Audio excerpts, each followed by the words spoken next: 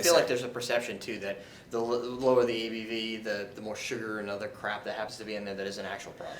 Actually, as far as bricks of sugar, which is how sugar is measured, Right. Disaronno is, in comparison to other liqueurs, is not. People think it's very, very sweet. A lot of people, that's the first thing they say. Yeah. But in comparison to other, I won't name them, but in comparison to other, a lot of big liqueurs, our bricks in sugar are lower than a lot of other very popular Right. liqueurs that you would know. So It's just perception. Yeah, Probably perception. Perception. Understand. But not sweet is not bad though either. Depending No. on the drinking occasion and what you're drinking with, sweet isn't necessarily the worst thing. You know, it No. all depends. You don't want something too sweet, but it's got to be balanced. But you know, something that's sweet is not. A lot of people like if you have a sweet cocktail, something sweet, they tend to shy away from it. Right. But depending on the occasion and depending on what you're drinking, sweet isn't necessarily a bad thing. It's all about balance, you know. I heard that bitter almonds by themselves are poisonous. Is this true? Oh yeah. Poisonous, huh? I I don't. don't know if that's a rumor or it's something I heard at some point. I don't know if I read Making- it.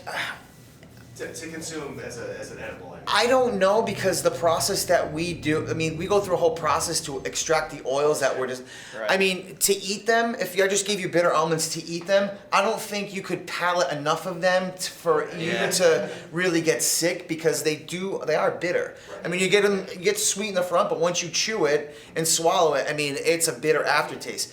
So, I mean, I've tried them myself. I've had one or two. I've heard the same things. To be honest with you, I It's a don't. higher quantity, like Yeah, 50 or something. I don't know for a simple fact, but also, you know, even working with other ingredients, like if you wanted to infuse your own, I always tend to say like, Yeah. you know, stuff like that, you know, Yeah, I've heard the same. drink thing. our product, don't try to make your own, and you know, you can only palate so many bitter almonds for it to be, you know, if you eat a whole handful, I mean, I don't think you can handle it. You know what I mean? Anything in excess is bad for you, right? You Right. drink too much water, you get Exactly. But as far as answering that question, I don't know. I only know the process in which we use to extract more so than But after I could. 500 years, maybe somebody had a problem in the beginning. But you've had a few years to refine. Yeah, right. You Well, know? one, I'm guessing it's not something that would come out in the refinement process. Right. Yeah. I think what I read was Yeah. was just about the raw. I didn't know if there's Yeah. any truth to that or not. Or if you were trying to make your own, like you said. Right. You know, Is there an inherent danger in trying? Right. I mean, it seems like you're going to get a better product by buying. Of course. Because there's a lot of production and manufacturing goes into that. Well, yeah, And we're history also. yeah. I mean, and like I said, the way our company, we own a flavor company within our company. It's called Real Aromi, and what we do there is we make flavors for other liquor brands. Last time I was there, I literally walked into Real Aromi, and I saw. I'm not going to mention it because I don't think it's fair to do so because I don't want to. You know, I don't want to throw a brand under the bus saying that we make our flavors for them, and I'm not going to do Right. that. But I saw multiple brands like with vats of flavors already. The flavor that goes into the spirit after the infused product that they have to add to their spirit that we've made for them.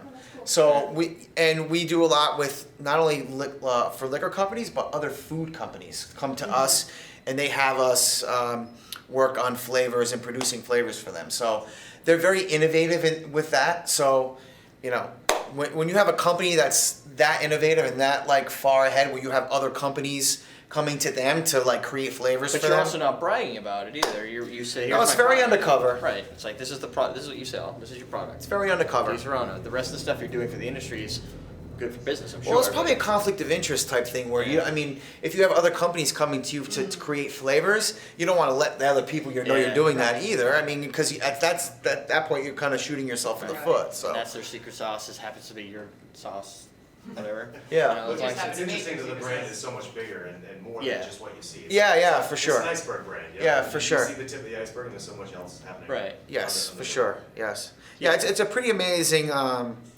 the facility. The owner, Mr. Rana, he lives on property. He's like in his mid to late 70s. He's still part of the day-to-day operation. So Yeah. it's like very family owned and run and like really typical like Italian family company. Yeah. Which another thing like a lot of people don't, you know, Right. when I tell them that, they're like, wow, that's pretty amazing. 500 years of history, passed down from generation. Right.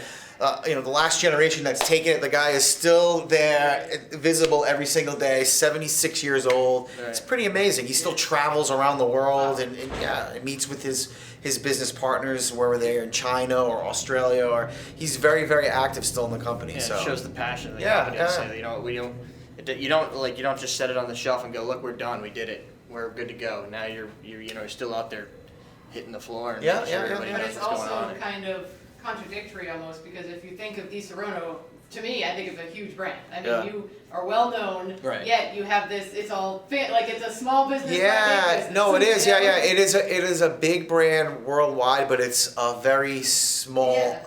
It's a very small family-run operation.